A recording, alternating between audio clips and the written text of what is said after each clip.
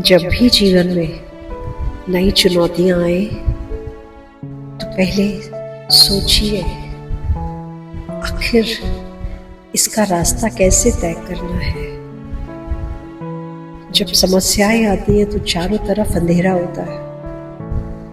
आपको लगता है अब मैं क्या करूं।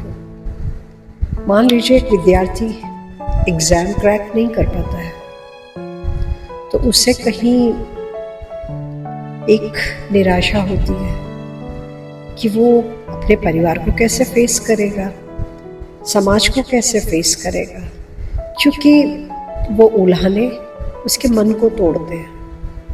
इसी तरीके से मान लीजिए आपने व्यवसाय में बड़े उत्साह के साथ पैसा लगाया, अपनी एफडीज तोड़ी, कहीं से धन निकाला और व्यवसाय में लगाया और आपका सारा पैसा डूब गया।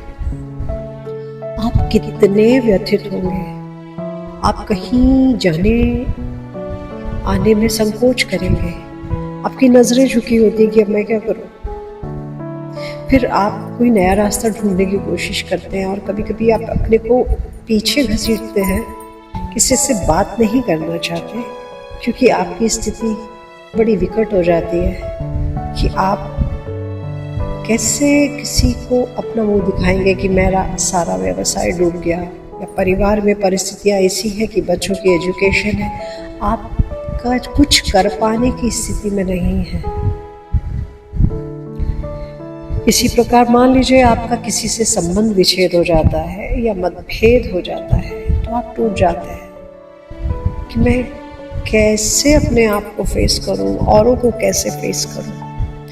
ये सब परिस्थितियां अंधकारपूर्ण होती हैं, लेकिन इस समय में ही आपको याद रखना है कि अंधकार ही प्रकाश का सेतु है। आपको निराशा में नहीं जाना है। ये आज बदलेगा, कल जो था वो बदल गया तो आज भी बदलेगा। हर समय परिवर्तनशील है। आपको क्या करना है? आपको केवल धैर्य रखना है, अपनी हिम्मत को बरकरार रखना है और विचार करना है इस अंधकारपूर्ण समय में कि मेरी कहाँ त्रुटि हुई है, मेरी मेहनत में क्या त्रुटि रही या मेरे प्लानिंग में क्या त्रुटि रही। किसी से संबंध विच्छेद हुआ है तो सोचिए कि विचारों का मतभेद में मेरा क्या दोष रहा। आप किसी और को तो नहीं बदल सकते पर अपना आत्ममंथन तो सदैव कर सकते हैं। इस परिस्थिति में आपको ईश्वर ने मौका दिया है अपने आप को खंगालने का। कितनी भी विषम परिस्थिति आ जाए, ईश्वर आपका साथ कभी नहीं छोड़ते। बस आप उनकी तरफ देखिए तो सही। यदि आपका सारा पैसा डूब जाए तो भी आपको विंडो दिखाई दे जाएगी आशा की, जहां से फिर से आप चलना शुरू कर सकते हैं। भले ही छोटे से कदम बढ़ाएं, छोटा सा काम शुरू करें। सबसे पहले आपको अपनी चीजलिंग करनी है, अपने अहंकार की चीजलिंग करनी है, क्योंकि सब कुछ तहस नहस हुआ है। अब इसमें से कैसे निकलना है? इसमें से निकला जाएगा आत्मबल से। और आत्मबल कैसे विकसित होगा? कि आपका जो एक छोटा सा कोना है जो अपना है, जिसमें किसी का इंटरफेरेंस नहीं है, उसमें बैठिए, एक छोटा सा दिया जलाइए, साथ में कोई धूप जलाकर बैठ जाइए, एकटक उस दिए को देखिए, ईश्वर से हाथ जोड़िए। इस निराशा के क्षणों में अगर आपके आंसू बहें तो बह जाने दीजिए, वो आपको बिल्कुल हल्का कर देंगे। आपका चित्त शांत होगा। उस दिए के आलोक में अपने अंतःकरण के आलोक को देखिए। आपका अंतःकरण पवित्र है, आप दिव्य हैं।